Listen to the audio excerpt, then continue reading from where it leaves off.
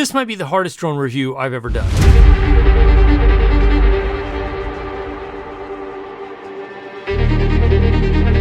That is weird. That would take some getting used to.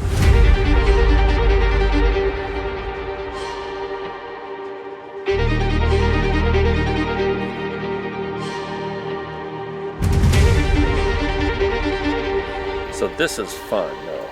This is just fun. This is way fun.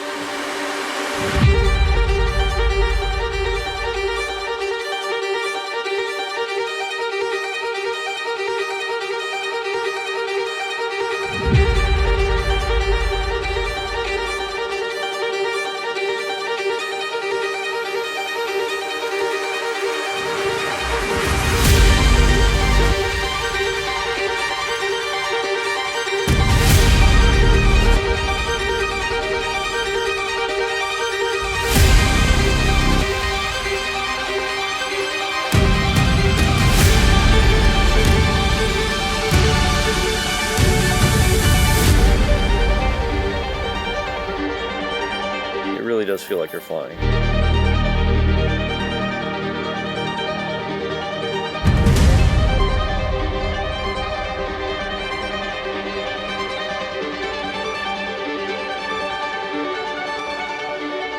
And the reason this is the hardest drone review I've ever done is because this drone is not like anything else I've ever worked with. And for some context, I make a good majority of my living flying drones for big commercial projects, for TV shows, for movies, all that kind of stuff. So I've flown everything from the very, very tiny little mini drones on this channel and all the way up to Inspire 3, or even in some cases the Alta X. And all of those drones are predicated on you function with them a certain way, and they function a certain way. And then this drone comes along and has completely disrupted the way that you have to think about flying drones. And by the way, this is just a first look review, not an in-depth review or a normal review, because I did get a first look and a chance to fly this drone and operate it for a little bit when I was down hanging out with my friend Jevin in Nevada and California.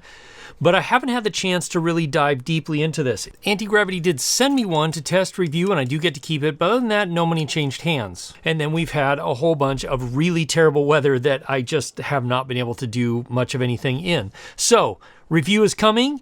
Definitely subscribe if you want to see that. And let me know in the comments what drones you'd like me to compare this drone to. And if you're interested in checking the A1 out, there are affiliate links in the description. They don't cost you anything extra, and they do help support this channel. So I said that this drone has basically required me to rethink how I think about drones, because it's sort of a combination of a normal standard GPS drone and an FPV drone, and it can kind of be flown in both ways, but also not. This drone, because it's basically a flying 360-degree camera, really makes you have to rethink how you film and shoot with drones. But first, let's talk about 360 cameras and what they are. So first, 360 cameras are different to work with.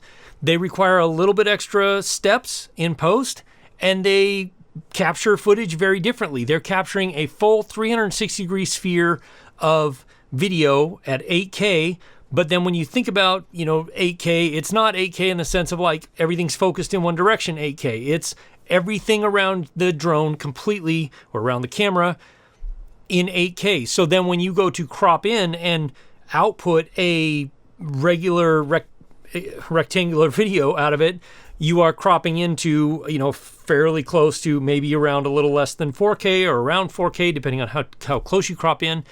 So it's different because it requires a few extra steps in post.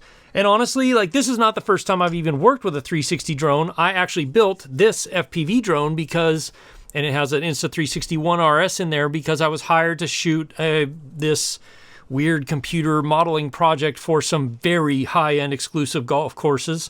And there was nothing that did it at that time. So I built this FPV drone to do that. The other thing you need to understand about 360-degree cameras is that you then take that footage in post and you work with it in post.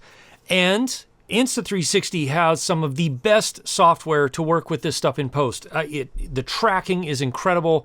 It just is very fluid. It really shows how long Insta360 has been in the 360 camera game. Their software in post is excellent, but it still does require that extra step in post. So that's the first thing you need to understand about this drone, is that if you're going to work with the footage and like post the footage on social media or anywhere else, is you're going to have to work with it in post. Now, it's very easy with the desktop software or with the app to work with this footage in post, but you do need to work with it in post to get what you want. Now, the upside of that is you're always going to get what you want because this thing is filming everything everywhere all at the same time, so you're never going to miss a shot. And that brings us to the drone. And this drone is very different. It when I first was flying it, I had to think about I had to rethink my whole way of thinking about flying with drones, because you're no longer having to point the camera in the right direction and necessarily coordinate your movement with the subject that you're filming. So coming from more of a classic drone standpoint, I guess it was a challenge for me to be able to remember that you just point the drone and fly, and then you can go in later and reframe the footage in post and capture the shot you want to capture. But after flying this for a little bit, I can see massive potential in the future. You see, normally when I'm getting shots like this, I have to be flying an Inspire 3 and another person has to be operating the camera, or somebody has to be piloting the drone and I'm operating the camera, because you're flying in tight quarters right next to something, in between stuff, and trying to also capture a subject. With this drone, because of the way the 360 camera works, you can essentially get very similar looking shots by yourself, which is kind of mind-blowing and also kind of mind-breaking on thinking about drones differently now. And so that brings me to how the Antigravity A1 works. Essentially, you just kind of fly it along a flight line, a flight path, straight line or whatever that you want to fly, and then you go in later and reframe that video to get the shot that you want to shot. So in this case, if you're chasing somebody on a motorbike, you just fly alongside and you can go faster, you can go slower, you can crisscross them, and then reframe that in post, which actually gives you some really cool looking shots in the end, because you can get these very dynamic shots that would be really difficult to pull off for any drone pilot, let alone somebody like me flying an Inspire 3 with a camera op. It would be really challenging to capture those types of shots. But you can also fly the Antigravity A1 like an FPV drone, where it moves and follows the way that you would a normal FPV drone, something like this. And that to me was the funnest way to fly this thing when we were at the Toronto Pinnacles. Like it was just a blast. Not only because you get this very distinct feeling of flying, because there's just nothing to stop you. I mean, you're basically in a VR headset flying through the sky. So it is a very different experience than anything else. Even than using goggles that I use for my regular FPV drones, it just is a very different experience. And speaking of the goggles, they are really well done. In fact, this whole system doesn't feel like a first-gen product. I mean, for a first-gen product, it's amazing. It flies way better than most first-gen products I've ever messed around with. It is different, though. They've definitely thought about how to fly drones and how to use drones in a completely different way from the normal GPS drones. So it's really impressive, though. I hope that they release a normal controller, because I'm so used to flying FPV with the normal controllers. But it's extremely impressive what they've released in this drone. And it does have obstacle avoidance, which I tested out inadvertently. Whoa. You almost hit the Jeep. Obstacle avoidance worked. Yeah, but you passed the Jeep. It didn't pick it because I was going past. Oh, okay. And then it like triggered. In using the goggles, the way Antigravity has set this up is that it doesn't feel like FPV goggles. It actually feels a lot more like if you were going to wear MetaQuest headset or a regular VR headset. And I feel like that's kind of the way they went after designing these goggles, and the interface in these goggles is that it's very much like a VR headset. And when you're flying, it feels like a VR headset, which is super cool. So if you want to just fly and feel like you're flying, this drone does a really good job at that. These goggles are really well designed, and they feel great on your head, but they also the way that they interact or the way that they feel when you're using them and interacting with the menus and stuff in the goggles feels very much like you're in a VR world. So if you have a place like Trona Pinnacles to fly, or in my case, I can't wait to take this out into the mountains in Alaska, then you have a very almost surreal but VR experience of flying in the area you're going to fly in, if that makes sense. And then we come to this. Now, I do hope that they come out with a more standard controller for this drone, because that's probably just what I'm used to. But this actually is a very intuitive way. Once you've used it, it is a very intuitive way, and it does make a lot of sense. In fact, in some ways, it makes more sense because I also, I'm not a certificated pilot yet, but I do fly occasionally, airplanes or helicopters. And it oddly feels a little bit familiar to when you're flying an airplane with a center stick, or maybe not quite so much a helicopter, but sort of, because you're making these very just fine adjustments and moving, the drone responds the way it should, especially if you're flying in that FPV mode. So this whole system, but then also the way this interacts with the goggles in sorting through menus or getting to the settings you want to get, the whole system is way beyond what feels like a first generation product line. It is significantly refined from what I expected. And that brings me to the footage. Now, if you've seen my action camera versus 360 camera video, you'll know that one of the reasons that action cameras, and in this case, like regular drones, will look better than this drone is because you're focusing all of the resolution in a very specific field of view, whereas this, you're capturing everything around the drone.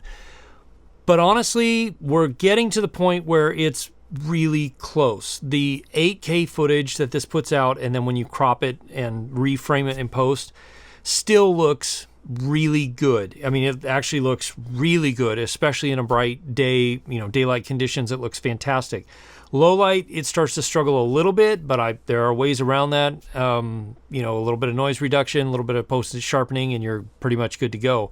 But on a bright day, it looks really good. The footage looks great. Occasionally, I see a stitch line here and there, but usually that can be taken care of either by switching the way the software is stitching or just kind of tweaking some of the settings, and it pretty much will disappear.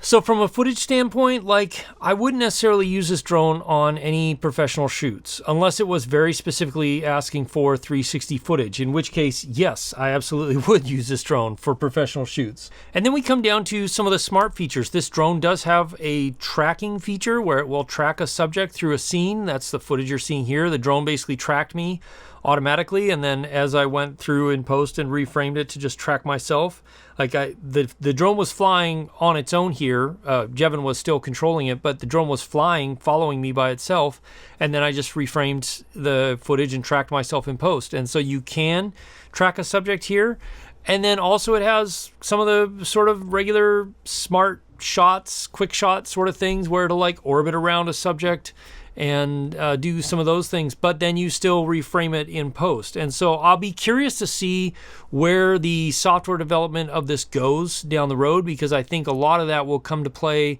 in the smarter features being included in the software to kind of automatically pull out some of those shots that you would want from whatever you're doing. So then the question is, who is this drone for? And I would say if you're somebody who wants to be able to fly and just have a blast flying a drone and feel like you're flying through the air without necessarily having to learn how to fly manual FPV drones or anything like that, then this drone is absolutely a fantastic choice, because it does both of the 360 where you can fly and look around while you're flying. The drone just travels straight. Or if you want to fly it in the FPV mode and feel more of that sort of feeling of flight, then you can do that too, which is fantastic. I'd say it's also for people who want to be able to capture footage, but maybe don't necessarily know where they want to capture the footage or how they want to capture the footage, but they know they want to capture something that's going to happen. And that is the case in anything high action, whether it's ripping a bike through the desert, the Trona Pinnacles, or maybe chasing downhill skiers. I'm hoping I get the chance to do that this winter, or anything like that where you're going to be focused on just flying the drone, and then capturing or setting the shot later, then this drone does a great job at that. And that's one of the reasons 360 cameras are so good for those types of things, is because you don't have to worry about where the camera is framed or pointed. You just film and then it's all captured there. In this case, you just fly and then you know you're going to capture the shot. Just make sure you don't crash.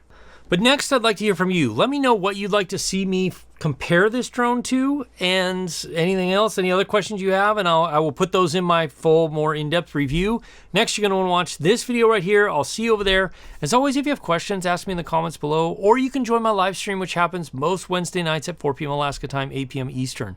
We can have more of a conversation. I can answer questions that I probably didn't get to in this video. I'll see you again soon in the next one. Cheers.